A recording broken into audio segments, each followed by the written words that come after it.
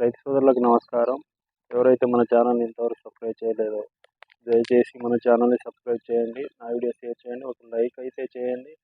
ఈరోజు నేను మా రబీ వరి నాటు వేయడం జరుగుతుంది. ఈ నాటు వేసే ముందు వచ్చేసి నేను 28 చూపిస్తాను మీకు. 28 అనే మందు నారు వేయడానికి ముందు చల్లుకుంటున్నాం. దానితో పాటుగా చమత్కార్ అనే ఈ మందు వచ్చేసి మనకు కోరామండల్ వాళ్ళది, గ్రోమోర్ వాళ్ళది.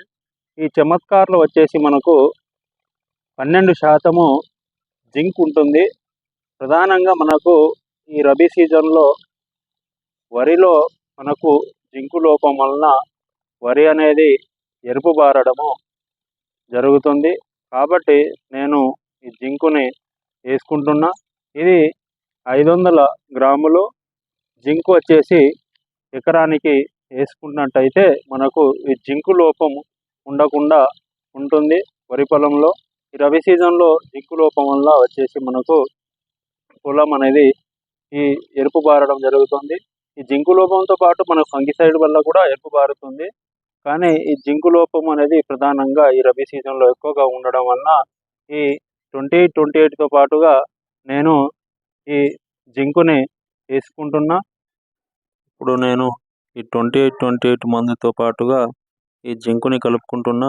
కొద్దిగా ఈ 28 మందుని ఒక బౌల్లో తీసుకొని, బొచ్చెలో తీసుకొని దాంట్లో కొద్దిగా నీళ్ళు చల్లుకున్నా. ఎందుకంటే జింకు అనేది పౌడర్ రూపంలో ఉంటుంది కాబట్టి మనకు పౌడర్ అనేది దీంట్లో కలవడానికి ఆస్కారం ఉండదు. అందుకనే కొద్దిగా కలుపుకొని దాంట్లో నీళ్లు తక్కువ మోతాదులో వెదజల్లడం జరిగింది. దాని తర్వాత ఇప్పుడు మనం జింకు పౌడర్ని కలుపుకుంటున్నా.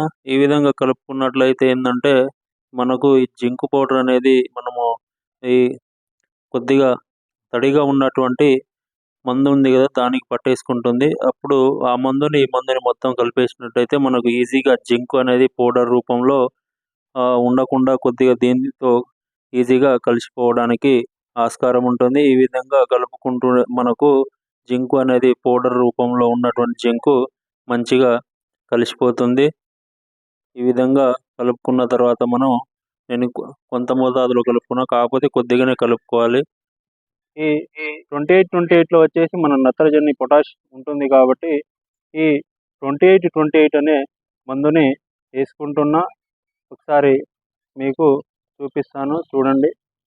చాలా చిన్నగా కంటెంట్ పెడుతున్నా.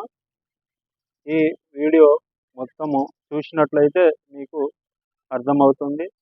మనకు ఈ ఖరీఫ్ మరియు రబీలో వరి వేయడం జరుగుతుంది కాబట్టి ఈ కాంప్లెక్స్ ఎరువులని వేసుకున్నట్లయితే 28ని వేసుకున్నట్లయితే మనకు ఈ వరి అనేది కొద్దిగా మంచిగా రావడానికి ఆస్కారం ఉంటుంది.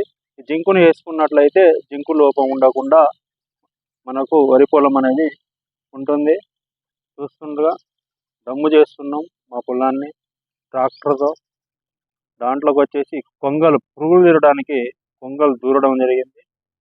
ఇదండి. ఒక విషయం ఏంటంటే ఈ కాంప్లెక్స్ ఎరువులని వేసుకోవడం కంటే మనం ఈ మన పశువుల ఎరువు వేసుకున్నట్లయితే ఇంకా పొలము మంచిగా వస్తుంది. కానీ పశువుల ఎరువు అనేది దొరకడం చాలా కష్టం అవుతుంది. అందుకనే ఈ కాంప్లెక్స్ ఎరువుని నేను 28ని వేసుకుంటున్నా.